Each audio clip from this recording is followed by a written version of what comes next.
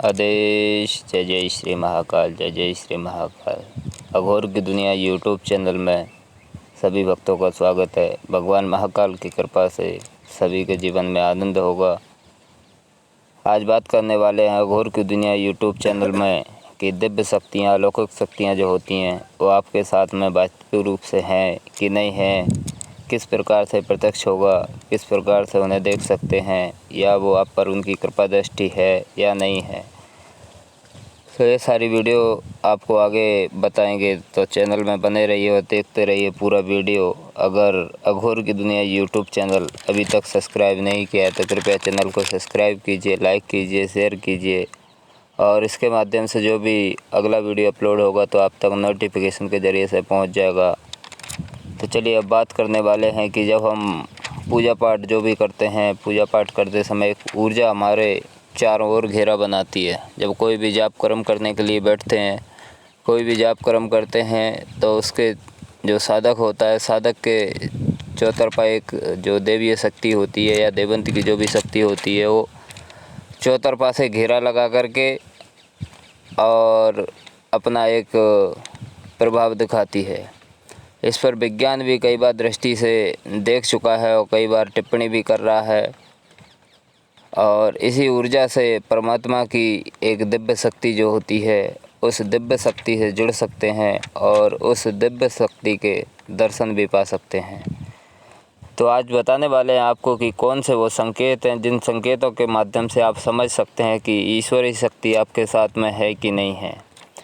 तो सर्वप्रथम बात करने वाले हैं आज ज्योत के बारे में कि जब भी किसी मंदिर में ज्योत जलाई जाती है और ज्योत जलाने के बाद में जो ज्योत अपना जितना ज़रूरत के अनुसार जलाई है और ज़रूरत से भी ज़्यादा उठ जाती है, ज़रूरत से भी ज़्यादा बढ़ जाती है, ऊपर की तरफ ज़्यादा जितना लौ ले जाती है, एक ज्योति आकार जो बन जाता है, तो उस समय देवी देवंत जो भी होता है उसकी शक्ति का पैरा है और वो प्रत्यक्ष में वहाँ पर मौजूद है, उसकी शक्ति जो है वो वहाँ पर मौजूद है।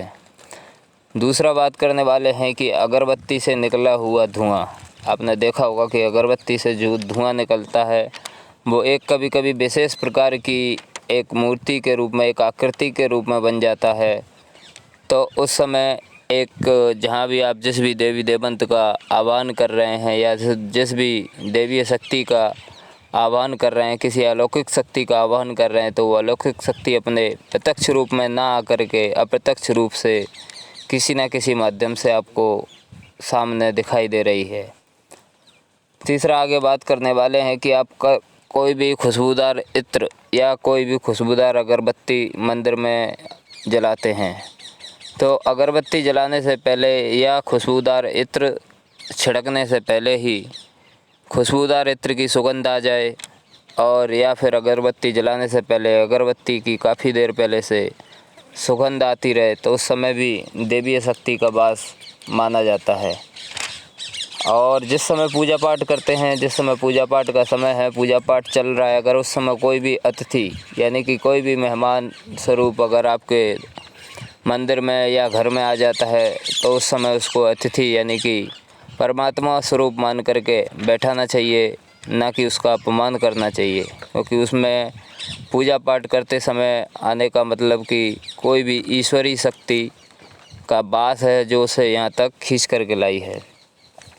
अब आगे बात करने वाले हैं कि कोई भी पूजा पाठ करते समय कोई भी कोई उपहार देता है,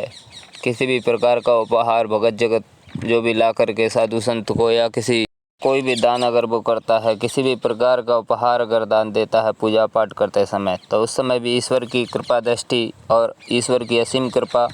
होती है। अगली बार में बात करने वाले हैं कि कोई मूर्ति, जैसे कि किसी भी ईश्वर की मूर्ति है, किसी भी देवी देवंत की मूर्ति है, आपने उस पर फूल या माला चढ़ाया हुआ है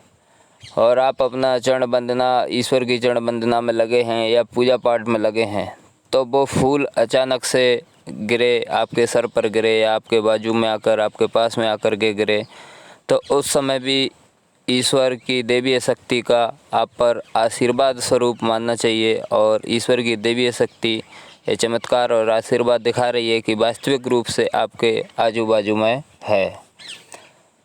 और परमात्मा की जो एक अलौकिक और अजीब शक्ति जो होती है, उसके प्रत्यक्ष दर्शन व सानिध्य करने के लिए एक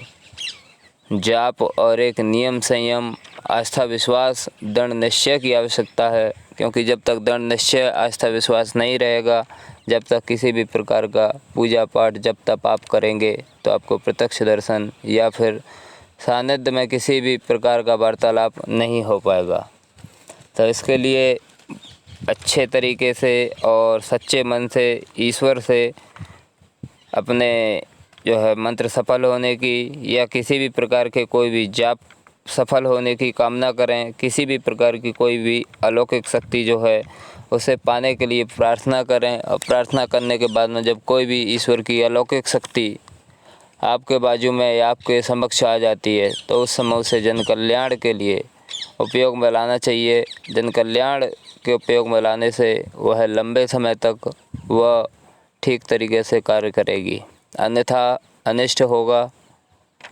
तो आज के लिए फ़िलहाल इतना ही। बने रहिए यूट्यूब चैनल अघोर की दुनिया में और देखते रहिए तंत्र मंत्र यंत्र से संबंधित वीडियो। जय